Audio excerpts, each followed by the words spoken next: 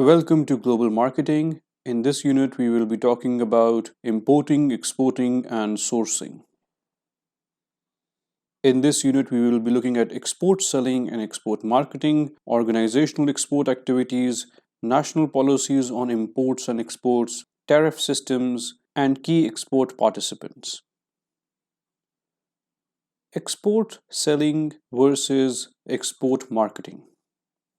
As organizations seek to move operations into other countries, they need to make the basic decision regarding their level of involvement in the foreign markets. Two broad areas include export selling and export marketing.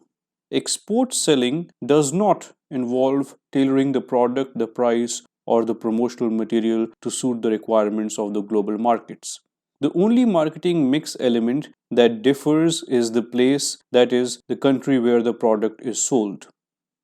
This selling approach may work for some products or services. For unique products with little or no international competition, such approach is possible. Similarly, companies new to exporting may initially experience success with selling. Export marketing targets the customer in the context of the total market environment. The export marketer does not simply take the domestic product as is and sell it to the international customers. To the export marketer, the product offered in the home market represents a starting point. It is modified as needed to meet the preferences of international target markets, that is, the approach the Chinese have adopted in the US furniture market. Similarly, the export marketers set the price to fit the marketing strategy and does not merely extend home country pricing to the target market. Changes incurred in the export preparation, transportation, and financing must be taken into account in determining price. Finally, the export marketers also adjust strategies and plans for communication and distribution to fit the market. In other words, effective communication about product features or uses to the buyers in export markets may require creating brochures with different copy photographs or artwork. Export selling involves selling the same product at the same price with the same promotional tools in a different place. Export marketing tailors the marketing mix to international customers. Requirements for export marketing. There is no substitute for a personal visit to size up the market firsthand and begin the development of an actual export marketing program. A market visit should do several things. First, it should confirm or contradict assumptions regarding market potential. A second major purpose is to gather the additional data necessary to reach the final go or no go decision regarding an export marketing program. Certain kind of information simply cannot be obtained from secondary sources. For example, an export manager or international marketing manager may have a list of potential distributors provided by the Department of Commerce. He or she may have corresponded with distributors on the list and informed some tentative ideas of whether they meet the company's international criteria. It is difficult, however, to negotiate a suitable arrangement with the international distributors without actually meeting face to face, to allow each side of the contract to appraise the capabilities and character of the other party. A third reason for a visit to the export market is to develop a marketing plan in cooperation with the local agent or distributor. Agreement should be reached on necessary product modification, pricing, advertising and promotional expenditures, and a distribution plan. If the plan calls for investment, agreement on the local allocation of costs must be reached. One way to visit potential market is through trade show or state or federal sponsored trade missions. Each year, hundreds of trade fairs, usually organized around a product category or industry, are held in major markets. An understanding of the target market environment is necessary for export marketing. The use of market research and identification of potential market will help you become better export marketeers. Decisions regarding product design, pricing, distribution and channels, advertising, and communication need to be made considering the host country. Organizational export activities. Exporting is becoming increasingly important as companies in all parts of the world step up their efforts to supply and service markets outside their national boundaries. Research has shown that exporting is essentially a developmental process that can be divided into distinct stages. Stage 1. The firm is unwilling to export. It will not even fill an unsolicited or spontaneous export order. Stage 2. The firm fills unsolicited export orders but does not pursue unsolicited orders. Such a firm is an export seller. Stage 3. The firm explores the feasibility of exporting. This stage may bypass Stage 2. Stage 4. The firm exports to one or more markets on a trial basis. Stage 5. The firm is an experienced exporter to one or more markets. Stage 6. After this success, the firm pursues country or region focused marketing based on certain criteria. Stage 7. The firm evaluates global market potential before screening the best target markets to include in its marketing strategy and plan. Potential export problems. There are a range of barriers to export. Some of these problems include logistics, legal procedures, servicing exports, sales promotion, and foreign market intelligence. National policies governing exports and imports. In 1997, total imports of goods and services by the United States passed the $1 trillion mark for the first time. In 2008, the combined figure was $2.5 trillion. China's pace-setting economic growth in the Asia-Pacific region is reflected by trends in both exports and imports. Since 1979, exports from China have grown significantly. They will grow at a faster rate now that China has joined WTO, that is World Trade Organization. Historically, China protected its own producers by imposing double-digit import tariffs. These will gradually be reduced as China complies with the World Trade Organization regulations. For centuries, nations have combined two opposing policy attitudes towards the movement of goods across national boundaries. On the one hand, nations directly encourage exports, the flow of imports, and on the other hand, it is generally restricted. Government programs that support exports. Governments usually use three activities to support export activities of a national firm. First, tax incentives. Tax incentives treat earnings from an export activities preferentially either by applying a lower rate to earnings from these activities or by refunding taxes already paid on income associated with exporting. The tax benefits offered by export conscious governments include varying degrees of tax exemptions or tax deferrals on export income, accelerated depreciation of export related assets, and generous tax treatments of overseas market development activities. Governments also support export performance by providing outright subsidies, which are direct or indirect financial contributions that benefit producers. Subsidies can severely distort trade patterns when less competitive, but subsidized producers displace competitive producers in the world markets. The third support area is governmental assistance to exporters. Companies can avail themselves of a great deal of government information concerning the location of markets and credit risks. Assistance may also be oriented towards export promotion.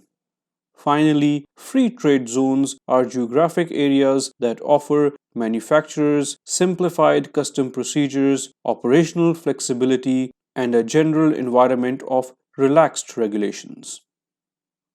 Governmental actions to discourage imports and block market access.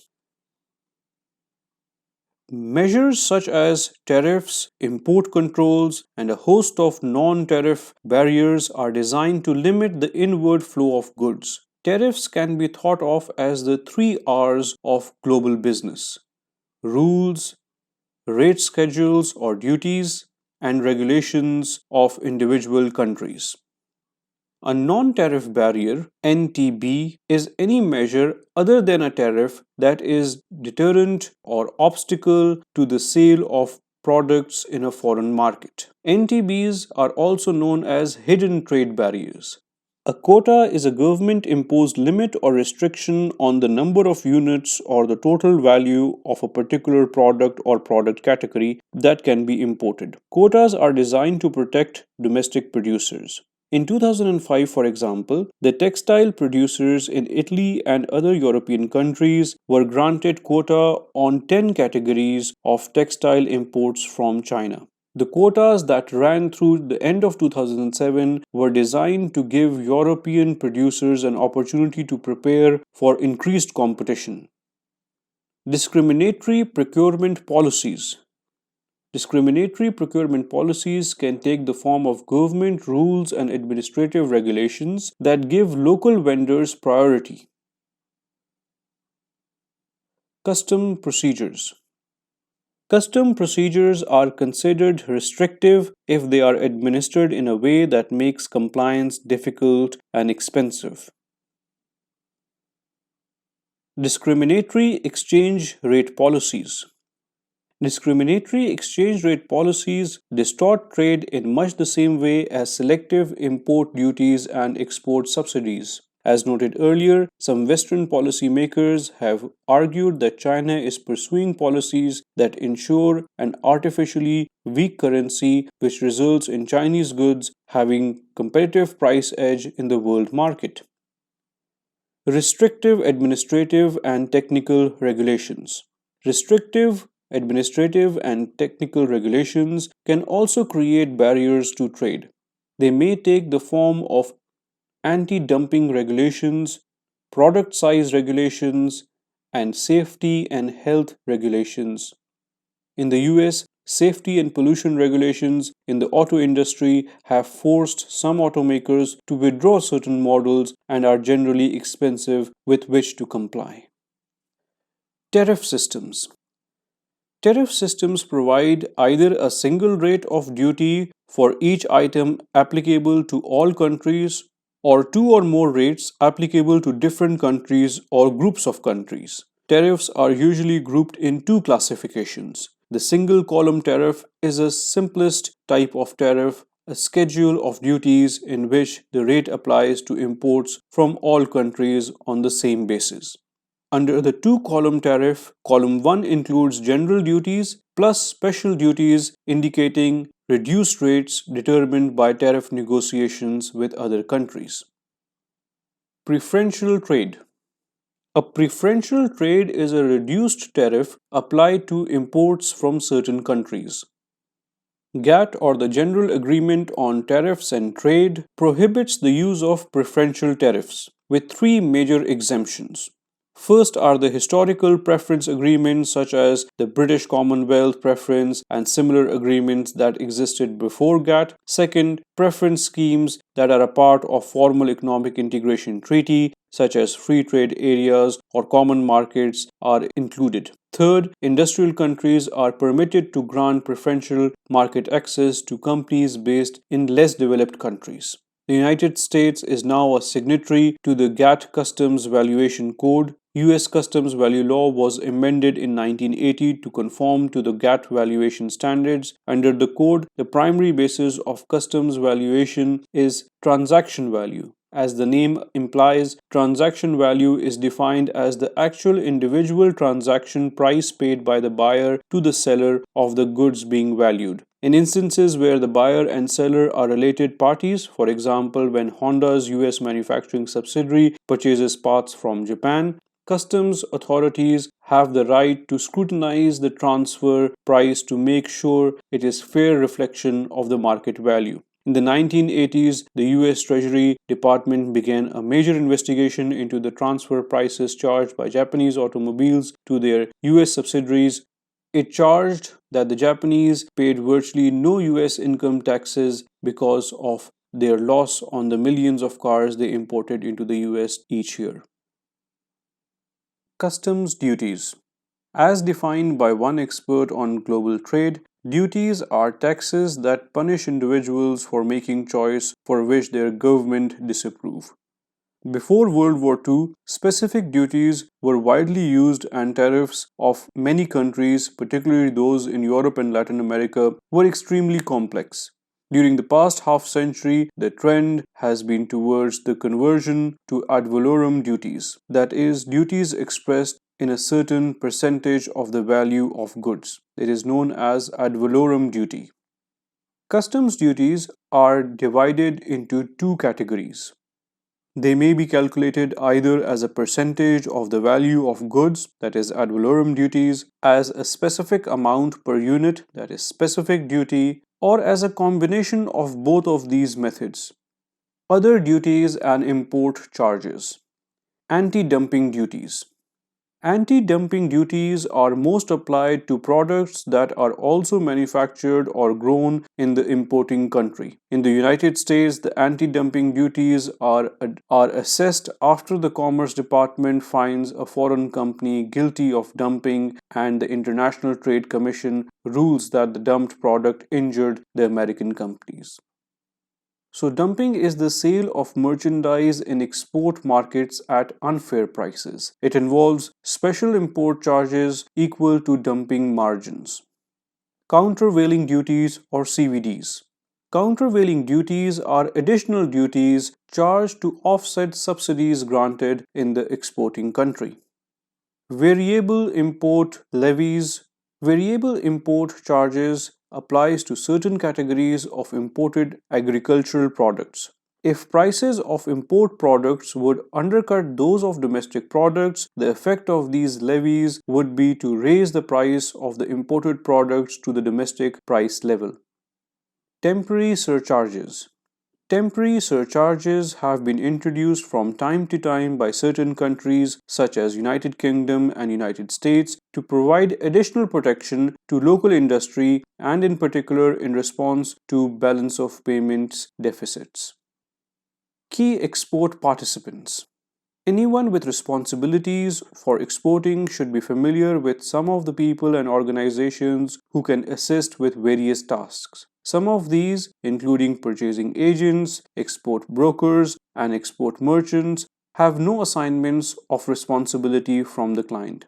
Others, including export management companies, manufacturers, export representatives, export distributors, and freight forwarders, are assigned responsibilities by the exporter. Organizing for exporting in manufacturer's country. Home country issues involve deciding whether to assign export responsibility inside the company or to work with external organizations specializing in a product or geographic area. Most companies handle export operations within their own in-house export organizations. Depending on the company's size, responsibilities may be incorporated into an employee's domestic job description. Alternatively, these responsibilities may be handled as a part of a separate division or organizational structure. So, exports can be handled as a part-time activity performed by domestic employees through an export partner, through an export department, within an international division, and for multi-divisional companies, each possibility exists for each division. Organizing for exporting in the market country. In addition to deciding whether to rely on in-house or external export specialists in the home country, a company must also make arrangements to distribute the product in the target market country. Every exporting organization faces one basic decision. To what extent do we rely on direct market representation as opposed to representation by independent intermediaries? Direct market representation has certain advantages. For example, control and communication. Representation by independent intermediaries also has certain advantages. For example, they are best for situations with small sales volume. Sourcing. In global marketing, the issue of customer value is tied to the sourcing decision. In today's competitive marketplace, companies are under intense pressure to lower costs. One way to do this is to locate manufacturing and other activities in China, India, and other low-wage countries. As this unit has already suggested, the decision of where to locate key business activities depends on other factors besides cost. There are no simple rules to guide sourcing decisions. Indeed, the sourcing decision is one of the most complex and most important decisions faced by global companies today. Several factors may contribute into the sourcing decision: management vision, cost, factor costs and conditions, customer needs, public opinion, logistics, country infrastructure, political factors, and exchange rates. Sourcing must emphasize benefits of sourcing from country other than home country. It must assess vision and values of the company leadership. There are several advantages that can be gained from sourcing. For example, concentrating some of the market activities into a single location, leveraging companies' know-how, tapping opportunity for product development and R&D. Factors that affect sourcing. Some chief executives are determined to retain some or all manufacturing in their home country. Swatch watches are manufacturing in Switzerland. Canon keeps 60% of manufacturing in Japan and focuses on high value added products rather than manufacturing location. Factor costs are land, labor, and capital costs. Basic manufacturing direct labor costs today range from less than $1 per hour in an emerging country to $6 to $12 per hour in a developed country. In certain US industries, direct labor costs in manufacturing exceeds $20 per hour without benefits. German hourly compensation costs of production workers in manufacturing are 160% of those in the US, while those in Mexico are only 15% of those in the US. Labor costs in non-manufacturing jobs also vary. A software engineer in India may receive an annual salary of $12,000. An American with the same educational credentials might earn $80,000. Customer needs. Although outsourcing can help reduce costs, sometimes customers are seeking something besides the lowest cost possible. Dell recently rerouted some of its call center jobs back to the United States after complaints from key business customers that Indian tech support workers were offering scripted responses and having difficulty answering complex problems. In such instances, the need to keep customers satisfied justifies the higher cost of home country support operations. Logistics. To facilitate global delivery, transportation companies are forming alliances and becoming an important part of industry value system. Manufacturers can take advantage of intermodal services that allow containers to be transferred between rail, boat, air, and truck carriers. In Europe, Latin America, and elsewhere, the trend towards regional economic integration means fewer border controls with greatly speed up delivery time and lower costs. Country infrastructure. Country infrastructure includes power, transportation and roads, communication, services and component suppliers, a labor pool, civil order, and effective governance. Political risk. Protectionist laws may cause political risk. Japanese automakers established production facilities in the US partly out of concern for market access. US produced vehicles are not subject to tariffs or quotas. Exchange rate. Change in commodities price and currency fluctuation. If the dollar, the yen, or the mark becomes seriously overvalued, a company with production capacity in other locations can achieve competitive advantage by shifting production among different sites. This marks the end of this unit. Thank you.